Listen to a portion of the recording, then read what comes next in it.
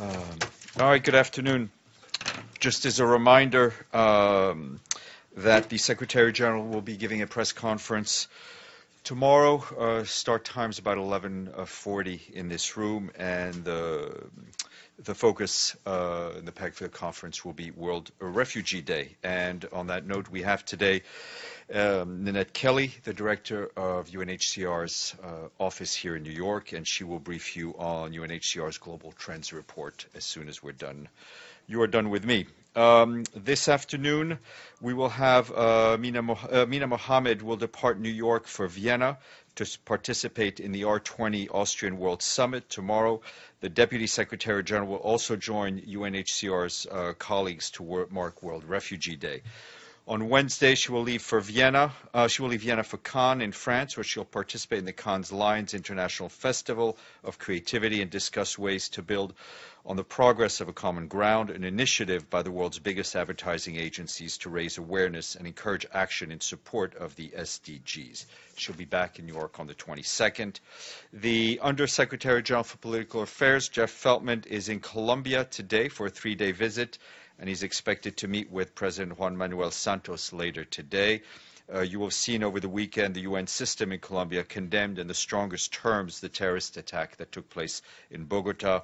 The UN team stressed that terrorism in all its forms is a threat to peace and security, and that they are determined to continue to support the Colombian people and government on their path to sustainable peace in the country. And UNDP today welcomed Achim STEINER as he begins a 4-year term as administrator of the UN Development Program. Mr. Steiner said he very much looks forward to working with all UNDP staff and UN member states to continue to fight an end to poverty, protect the planet, and promote peace and justice around the world. And today is the International Day for the Elimination of Sexual Violence in Conflict. And the theme this year is preventing sexual violence crimes through justice and deterrence. In his message today, the Secretary General said that rape and sexual violence in conflict are tactics of terrorism and war used strategically to humiliate, degrade, and destroy, and often pursue a campaign of ethnic cleansing. They should never be downplayed as war's inevitable byproduct. Sexual violence is a threat to every individual's right to life, dignity, and to humanity's collective peace and security. He added that the UN is making every effort to address the root causes of sexual violence. And from Iraq, our humanitarian colleagues there tell us that there's been no major displacement of civilians so far as a result of the Iraqi security forces' operation to retake Mosul's old city from Daesh. Preparations are underway. Between 100,000 and 150,000 people are in the area, and they may flee for safety. And from Syria, they tell us that we remain deeply concerned for the protection and safety of 100,000 people in the areas of Deir ez-Zor city, besieged by Daesh since July of 2014. Civilians continue to be subjected to violence, humanitarian aid is limited, and basic services, especially medical care, is lacking. On June 16th, due to heavy airstrikes, about 250 people reportedly fled Abu Kamal city in rural Deir ez-Zor to the countryside. On the 17th of June, over 500, mainly women and children and the elderly, reportedly fled from Raqqa to Al-Mayadin and Abu Kamal cities in rural Deir ez-Zor. The UN continues to provide basic food, nutrition, medical supplies to people in need in Deir ez-Zor through WFP airdrops, but continued clashes between government of Syria and Daesh forces may jeopardize the delivery of humanitarian aid. Humanitarian aid should landing sites become unsafe for aid. And over the weekend, the Special Coordinator for the Middle East Peace Process, Nikolai Mladenov, condemned the shooting and stabbing attack by Palestinian assailants in the vicinity of the Old City of Jerusalem, in which one Israeli border police officer was killed and at least 4 others, including civilians, were injured. He said such terrorist attacks must be clearly condemned by all. He said he was appalled that once again some find it appropriate to justify such attacks as heroic. They are unacceptable and seek to drag everyone into a new cycle of violence. And from Geneva, the 3rd thematic session of the Global Compact on Migration began today under the theme of international cooperation and governance of migration in all its dimensions, including at borders, transit, entry, return, readmission, reintegration, and integration. Speaking of the two-day event, the Secretary General's Special Advisor, Representative on International Migration, Louise Arbour, emphasized that smart, responsible, and cooperative arrangements can allow nations to fully realize the benefits of migration. She argued they could trigger a virtuous cycle in which the public trust in states' ability to control their borders would be restored, resulting in more acceptance of migrants. The next thematic session will take place on 24 July. More information online. And our friends at UNICEF today announced that they have appointed 19-year-old Syrian refugee and education activist Mazoun Amnehan as a goodwill ambassador. The appointment makes Mazoun the first person with official refugee status to become an ambassador for UNICEF. Mazoun fled the conflict in Syria along with her family in 2013, living as a refugee for 3 years in Jordan before being resettled to the UK. It was during her 18 months in the Zatari camp that she began advocating for children's access to education, particularly girls. And you will see over the weekend we issued a statement in which the Secretary General said he was deeply shocked and horrified by the many lives claimed by the devastating fires that hit the Pedrógão Grande region of Portugal.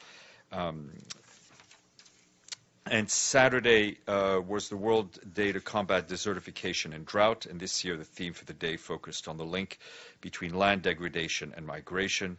Speaking today at an event to mark the day, the FAO Director General, José Graciano da Silva, stressed the need to invest in preparedness and build resilience of farmers so they can face situations of extreme drought. And yesterday, Sunday, was my favorite day of the year. It was Sustainable Gastronomy Day.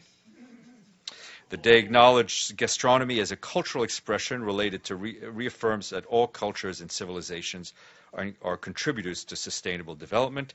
It also emphasizes the need to focus the world's attention on the role that sustainable gastronomy can play by promoting agricultural development, food security, nutrition, sustainable food production, and the conservation of biodiversity. And today we say thank you to our friends in Belgrade as Serbia becomes the 108th member state to pay its dues. Before I turn it over to our guests, I will take some questions. Mr. Lee? Sure. I wanted to ask you, I bet you've seen this CBC article based on FOIA, based on access to information records there, showing a variety of UN DPKO requests to Canada for positions. And it seems like what I wanted to do is, I mean, since these seem to be official records of UN requests made to Canada, they're not leaked, but rather released under Freedom of Information laws. Is it the case that, is that how DPKO operates? Do they offer to countries, without reference to the person, particular positions like deputy commander, et cetera? And can you confirm that the Dutch are, in fact, leaving the MINUSTA mission in Mali? I can't confirm anything about these documents. Even though they're, I mean... I'm not going to comment on these documents. Why not? Okay? Because they're released under FOIA. Madame. Stéphane, have you seen the reports about the shooting down of the Syrian plane and the Russian reaction to that? Is there any concerns there about escalation? No, I think we've seen the reports of the shooting down of the Syrian plane. We've also seen press reports of Iranian missiles being fired against Daesh positions. We're not in a position to independently confirm those reports or the circumstances regarding the incidents. But I think it does bring up more broadly our deep concern about the risk of possible miscalculation and escalation in the conflict in Syria. We believe that this risk is heightened when efforts to combat Daesh and other listed terrorist groups are not combined with the pursuit of a comprehensive political solution to the Syrian conflict based on the relevant Security Council resolutions. Yes, sir. Well, the plane was obviously attacking positions near Deir ez-Zour against Daesh, and the United Nations supports actions against Daesh, and they are separate from any political process. Why would the Americans interfere and shoot down that plane? I think that's a great question for you to ask a spokesman of the Pentagon. I'm not in the business of reading people's minds. But the United Nations should have a position on that. You're asking me why they did it. I don't know. Yes, go ahead. Does Secretary General has any statement on the London mosque attack? Of course, we condemn the attack that took place in London yesterday, and we extend our sympathies to all the victims and friends of those who are affected, and we obviously wish all those who were injured a speedy recovery.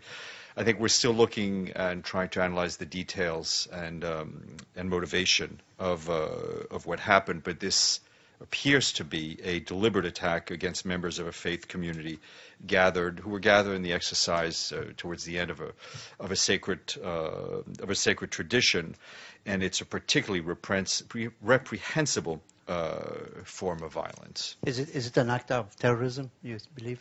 I think anything, yes, it seems to us like an act of terrorism where you're trying to terrorize a particular community and trying to inflict death and hurt. Yes, Mr. Lee. Maybe this is a press report that you'll comment on. Several press outlets in South Korea have quoted the Secretary General in a call with Kyungwha Kang after she was given the position of foreign minister. I'll have a second part to this, but I just wanted to know, can you in fact confirm that call? Are the quotes that were published in South Korea, which were issued by the foreign ministry of South Korea, accurate, i.e. that he offered her help, that he congratulated her? And does he have any response to the fact that the parliament or the opposition parties didn't in fact give the approvals they were supposed to, in part due to questions that arose about things during her UN system I have service? no comment on the legislative and internal process of the Republic of Korea and how the government is formed. That's not for us to talk about. The Secretary General did reach out to Kyungwha Kang yesterday after she was officially named to congratulate her and to offer his support. I think it's an act that shows the esteem in which he holds Kyungwha Kang as a former colleague and wishes her all the best in her new job as Foreign Minister of the Republic of Korea. Is there some way that we can get a more systematic list of the calls made by the Secretary General? Like, this doesn't seem to be a secret one. The Foreign Ministry of Korea I think issued a readout. Yeah, so I'm confirming the call. And the press conference tomorrow, when you say the PEG does this mean that the questions are limited to refugee The questions issues? will be unlimited. Okay. They will be limited in time, but unlimited in substance. Olga, and then we'll go to our guest. Thank you, Stéphane. About the attack on joint convoy of ICRC and UN and the Syrian SARC, did UN have any security guarantees from both parties? Which are you a recent one or? Yeah. No, I don't have any.